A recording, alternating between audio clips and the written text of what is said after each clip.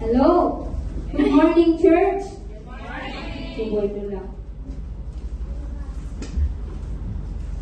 Malakas.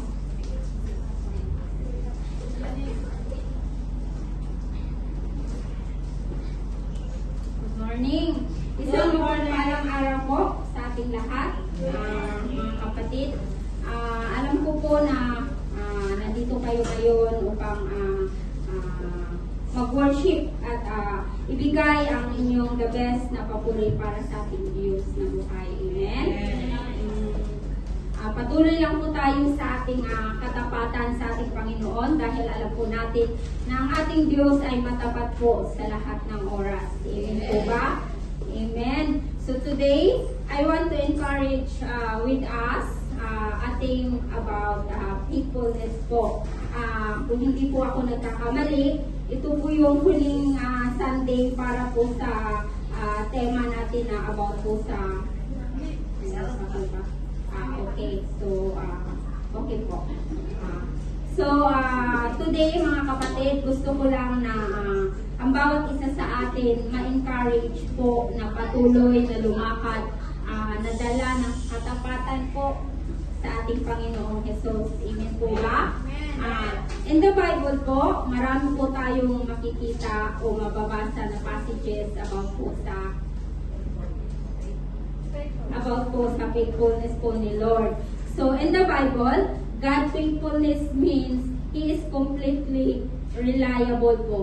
Totoo po ang ating Panginoon, hindi po siya nagbabago. It means He never changed po sa lahat ng kanyang. Hindi po siya katulad ng tao na yung ating pagdidesisyon po na madali pong mag-change po. Ang ating Panginoon po, once po na sinabi niya yung kanyang pangako sa atin, gagawin po niya yun. At tutuparin po ng ating Panginoon yun. Amen po? So, He always keep His promise po. Sa Bible po, marami po mga promises na ibinigay ang Panginoon sa kanyang tapat na mga followers o tagasunod po. Amen? So, He never break His word po and acts in total consistently with His holy characters regardless of human failure and changing circumstances. So yun nga po, ang Panginoon ay tapat, hindi siya katulad sa tao na madaling magbago yung isip. Amen?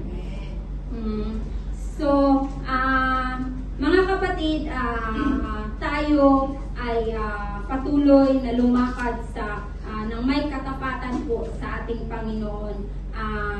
Tulad po ng sinabi ng Panginoon sa Hebrews 13:8 na ang Panginoon po, sabi ni Jesus is He never changed.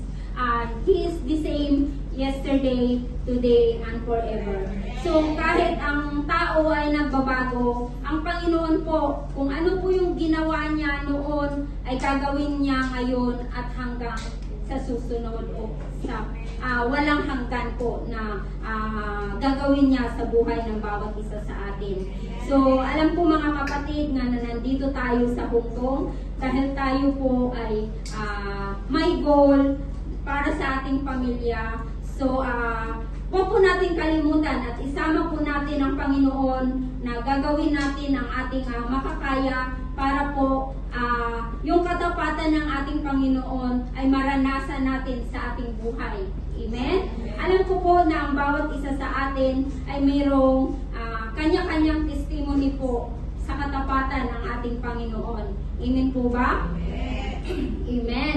So, ang ibig po sabihin ng reliable po, yun na po yung ang Panginoon ay hindi po siya, kumbaga, hindi siya na kung sa tao po, yung parang yung source na may pagkakataon na parang nagsasabi ng hindi totoo. Ang ating Panginoon, once na sinabi niya sa kanyang word sa Bible po, ay totoo po yun. Ipagkaloob po niya sa totoong nananampalataya at gumagawa po ng kanyang kalooban.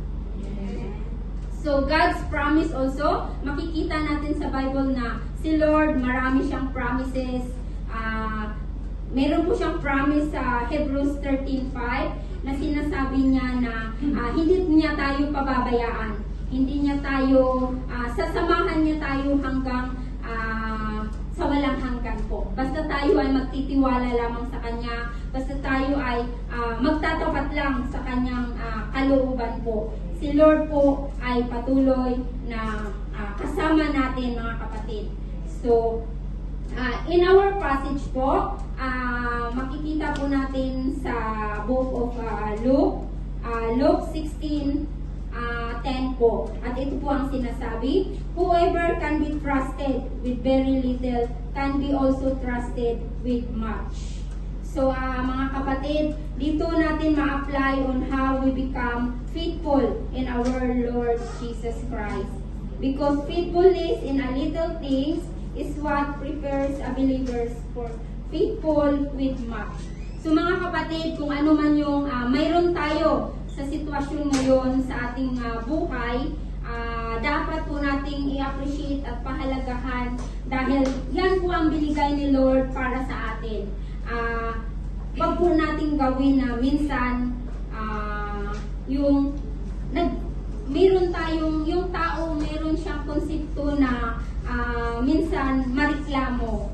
Yung parang, bakit ba ganito yung sa akin? Pwede naman siguro na ganun. Parang iniisip natin na mas kaya pa natin gawin kung ano yung nasa kapwa natin. So, wag natin isip yung mindset natin na ganun mga kapatid.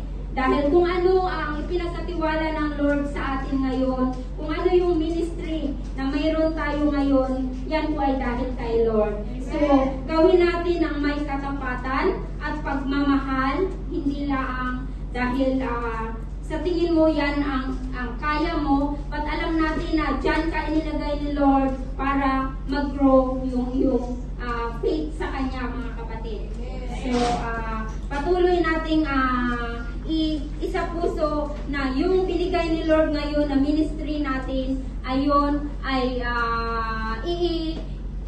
i-label ni Lord in His perfect time. Amen po? Yes. So,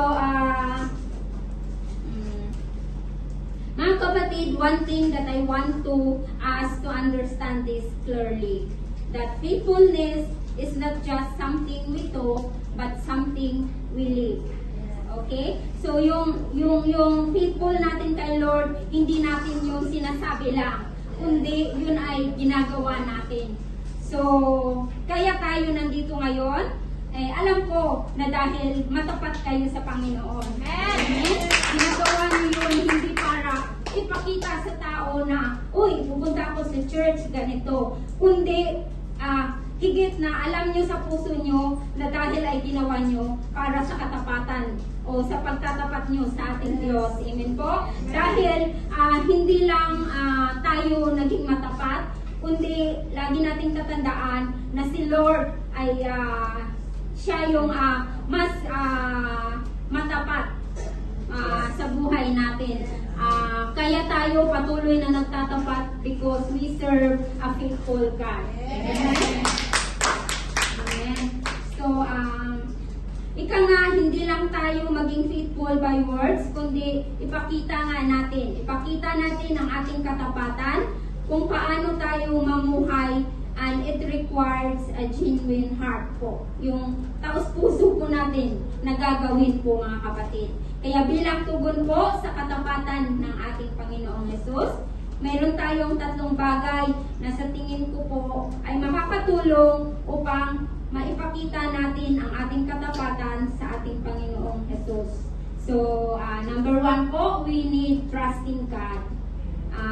We're relying on His character, even life is hard or confusing. Okay po? So, hindi tayo titingin o magtitiwala sa sarili nating kakayanan. Ano mang sitwasyon mayroon tayo, dapat alamin natin na ito ay dahil sa Panginoon. Siya yung may gawa nito sa buhay natin. Amen. So, at isa pa po ay ito yung fruit of the Spirit. Ito po siya ay showing loyal, love, and dependability to God and other people. So, wag natin gawin na sa ating kakayanan lang, kundi sa lahat ng ating gagawin mga kapatid, lagi nating kasama ang Panginoon.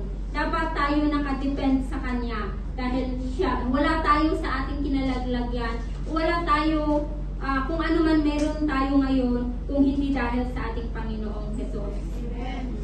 And then, ang pinaka mas importante mga kapatid ay yung obedience natin.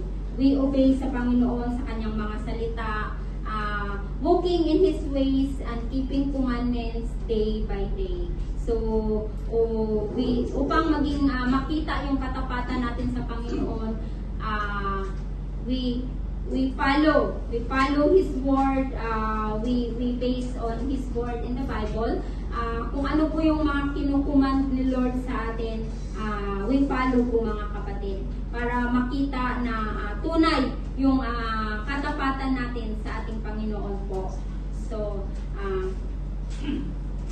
kaya mga kapatid, as we continue and to be faithful in our serving God, gusto ko po na I want to challenge us, let your faithfulness be visible. Be faithful in prayer po. Yun po yung gagawin natin. And be faithful in church. Yung mga ginagawa po natin na ministry, kailangan po natin na yakapin, mahalin bilang katapatan natin at pagsunod sa ating Panginoong Jesus po. So, be faithful in your relationship. Magiging faithful din po tayo kung katulad po ng mag-asawa na nagiging faithful sa isa't isa. Sino sabi? Yun po ang sabi ni Lord. Nasa Bible po yun. Most believer knows that. And kung meron na po mga pagkakataon na yan po ay may mga mag-asawa na hindi faithful, yun po ay kanila na. But we are a follower of Christ. We base the Word of God. We know the Word of God that ang pinag-isa ng Lord ay hindi pwedeng paghiwalayin. Amen po? So, hindi pwedeng paghiwalayin ng sino man. Till death do us part. So, we are believers, we know that, and if we follow the will of God, so alam natin, kahit may mga pagsubok man sa sitwasyon o sa relasyon ng mga mag-asawa, alam natin kung saan tayo lulugar. Alam natin kung paano pagtibayin ulit ang katapatan ng bawat isa. Amen. Amen. So,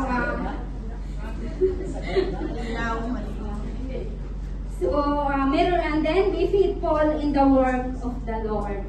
So, ano man yung mga ministry natin, mga kapatid, faithful tayo to. Amen? So, don't be moved by distraction. So, yun na. Maraming mga distraction sa paligid.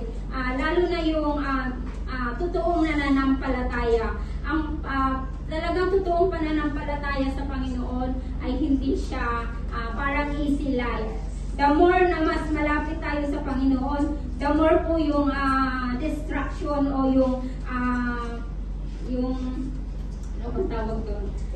Temptation po. Yun po. Kaya kapit lang mga kapatid, lagi nating isipin na sa lahat ng oras, nandyan si Lord para alalayan tayo. So wag na tayong mag-rely sa ating sariling kakayanan. Always our decision, we ask God for guidance po. Para patuloy tayong lalakad na may katapatan sa Kanya. So, don't be discouraged by delay, and don't be compromised because of pressure. Yun na nga, yung meron tayong mga prayer o nais sa buhay natin na minsan hindi natin nakukuha. So, iniisip natin na wala si Lord, umalayo si Lord sa atin. But mga kapatid, yan ay alam natin na sa prayer natin merong yes, no, and wait na sinasabi po si Lord. So, marunong tayong sa paglilingkod po sa Panginoon, kasama po yung waiting po. Kasama po siya yung mga nais natin sa buhay natin, hindi natin nakukuha ng ayon sa ating kaparaanan. So si Lord po ay mayroong tamang timing para po sa mga bagay na ninanais natin. So kahit wag po tayong mag-compromise sa pressure po, kahit sa paligid natin ay medyo parang sobrang yung busy ba, yung lalo na dito sa Hong Kong, parang tingin natin dyan sa labas ay ang daming sinahabol natin ang oras. Parang alam niyo yung pagdating ko dito sa Hong Kong, yung dito, parang ang daming tao, parang ang busy talaga ng paligid. Ano po? So, yan lang po. Magpatuloy po tayo sa ating Panginoon. Makikita po ang katapatan natin sa bawat ginagawa natin. Ipakita natin, wag lang sa salita, kundi through action po. So, shalom, and to God be all the glory.